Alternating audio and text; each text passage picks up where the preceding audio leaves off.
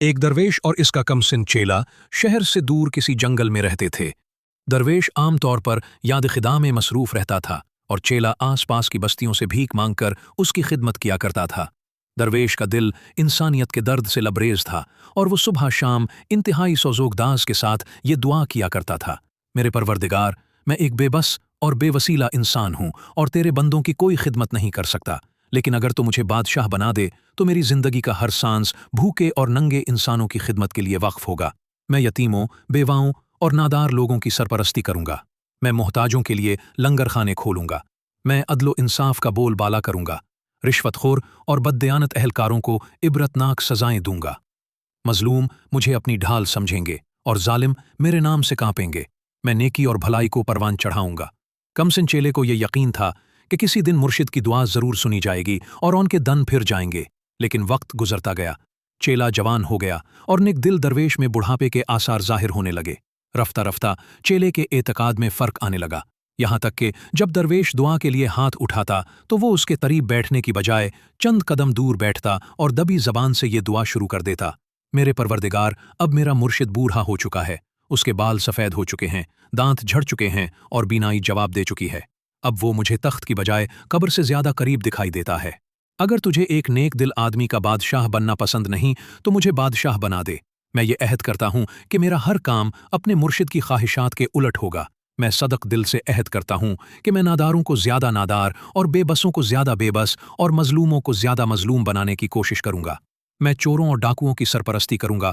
میں شرفاء کو ذلیل کروں گا اور ذلیلوں کو عزت کی کرسیوں پر بیٹھاؤں گا۔ میں راشی اور بددیانت اہلکاروں کی سرپرستی کروں گا۔ ابتدا میں یہ ہوشیار چیلا چھپ چھپ کر دعائیں کیا کرتا تھا، لیکن آہستہ آہستہ اس کا حوصلہ بڑھتا گیا اور کچھ مدت بعد اس کی حالت تھی کہ جب مرشد دعا کے لیے ہاتھ اٹھاتا تو وہ بھی اس کے قریب بیٹھ کر ہی بلند آواز میں اپنی دعا دہرانی شروع کر دیتا۔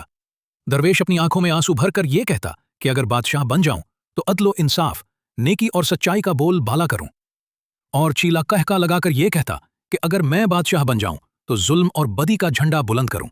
درویش کہتا کہ میرے خزانے سے معذور اور نادار لوگوں کو وظائف ملیں گے، اور چیلا یہ کہتا کہ میں ان پر سخت جرمانے عائد کروں گا۔ درویش اسے ڈانٹ ڈپٹ کرتا اور بسا اوقات ڈنڈا اٹھا کر پیٹنا شروع کر دیتا، لیکن چیلا اپنی روایتی نیازمندی کے باوجود اپنے موقف پر ڈٹا رہا۔ پھر وہی ہوا جو پرانے وقتوں میں ہوا کرتا تھا، یعنی ملک کا بادشاہ چل بسا اور تخت کے کئی دعوے دار ایک دوسرے کے خلاف تلواریں سونت کر میدان میں آ گئے۔ دور اندیش وزیر نے راتوں رات تمام دعوے داروں کو جمع کر کے یہ تجویز پیش کی کہ اب ملک کو خانہ جنگی سے بچانے کی ایک ہی صورت باقی رہ گئی ہے، اور وہ یہ کہ شہر کے تمام دروازے بند کر دیے جائیں اور علی الصباح باہر سے جو آدمی سب سے پہلے مشرقی دروازے پر دستک دے اسے بادشاہ تسلیم کر لیا جائے۔ یہ تجویز با اتفاق رائے منظور کی گئی۔ پھر یہ ہوا کہ نیک دل درویش کا چیلا بھیک مانگنے کے لیے کسی چھوٹی موٹی بستی کا رخ کرنے کے بجائے ملک کے دارالحکومت کی طرف جا نکلا۔ وہ پھٹتے ہی اس نے شہر کے مشرقی دروازے پر دستک دی۔ پہری داروں نے دروازہ کھول کر اسے سلامی دی اور امراء اسے ایک جلوس کی شکل میں شاہی محل کی طرف لے گئے۔ نئے بادشاہ نے تخت پر رونق افروز ہوتے ہی یہ حکم جاری کیا کہ میری سلطنت میں جتنے درویش، فقیر اور سادھو ہیں انہیں کسی تاخیر کے بغیر گرفتار کر لیا جائے۔ اس حکم کی تعمیل کی گئی، لیکن خوش قسمتی سے نئے بادشاہ کے مرشد کو کسی طرح یہ پتا چل گیا کہ اس کا ہوشیار چیلے کی دعا قبول ہو گئی ہے اور وہ سرحد عبور کر کے کسی دوسرے ملک میں چلا گیا۔ اس کے بعد جو ہوا وہ کسی تشریح یا تبصرے کا محتاج نہیں۔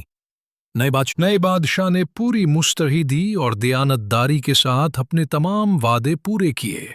نہروں کا پانی بند کر دیا گیا، کنویں اور تالاب غلاظت سے بھر دیے گئے، چوروں اور ڈاکوؤں کو جیلوں سے نکال کر حکومت کا کاروبار سونپ دیا گیا۔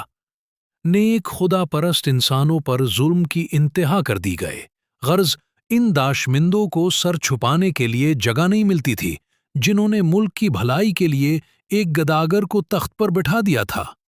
جب نئے بادشاہ کے مظالم اپنی انتہا کو پہنچ گئے تو عوام کے لیڈروں نے اس کا حسب و نسب معلوم کرنے کی ضرورت محسوس کی۔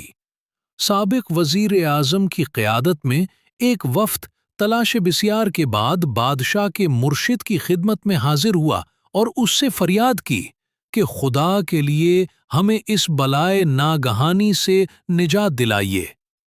عمر رسیدہ درویش اپنے چیلے کے سامنے جانے سے گھبراتا تھا، لیکن ارکان وفد کی گریہ وزاری سے متاثر वो ये खतरा मोल लेने पर आमादा हो गया। जब वो दरबार में हाजिर हुआ तो बादशाह सलामत को अपने पैरों मुर्शिद की तरफ देखते ही अपना माजी याद आ गया और उसने मरूबियत के एहसास से मरगूब होकर कहा, पैरो मुर्शिद, फरमाइए, मैं आपकी क्या खिदमत कर सकता हूं? दरवेश ने जवाब दिया, मैं अपने लिए कुछ नहीं मांगता, मैं सिर्फ तुम्हारी रियाया के लिए रहम की अपील करने आया हूं। तुम इक्तदार के नशे में वो जमाना भूल गए हो जब भीख मांगा करते थे। खुदा से डरो, ये सब फानी है।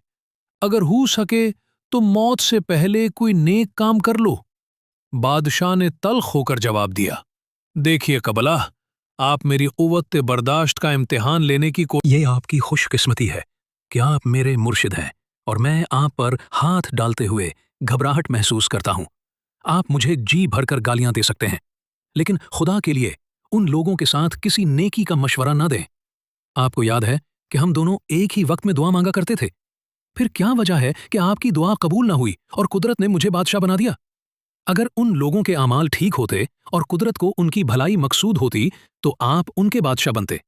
लेकिन ये बदबख्त थे, उन्हें अच्छे बुरे की तमीज न थी और कुदरत उनकी बदआमालियों की सजा देने के लिए मुझे बादशाह बना दिया। अब मैं मरते दम तक अपना प्रोग्राम पूरा करता रहूंगा। अगर कुदरत को उनकी गिरिया वजारी पर रहम आ जाए और मेरी जिंदगी के दिन पूरे हो जाएं तो और बात है, वरना मेरी तरफ से कोई कोताही नहीं होगी। नेक दिल दरवेश ने जवाब दिया, बरखुरदार तुम बिल्कुल ठीक कहते हो। अगर ये लोग कुदरत की तरफ से किसी इनाम या बेहतर सुलूक के मुस्तहिक होते, मेरी उम्र भर की दुआएं रायगां न जातीं। ये लोग जिन्होंने मेरे बजाय तुम्हारे सरे ताज रख दिया है, इस काबिल नहीं है कि उन पर रहम किया जाए। तुम शौक से अपना काम जारी रखो।